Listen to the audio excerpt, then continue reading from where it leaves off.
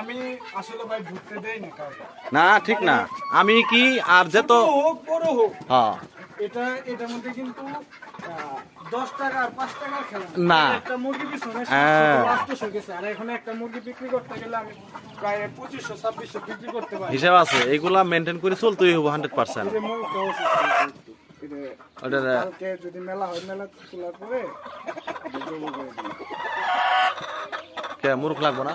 মুরগ এটা অসুস্থ, বললাম না 3 দিনে শুকায় গেছে, এরকম দানব ছিল। তো ওষুধ দেন নাই? না ওইটা আর রাখবো না, ওটা বয়স হয়ে গেছে। তাহলে ওটা জব করে খাই হেলান, ব্যথার দরকার কি? খাইছি একটা অবশ্য। মুরগির মাংস স্বাদ তো। হুম।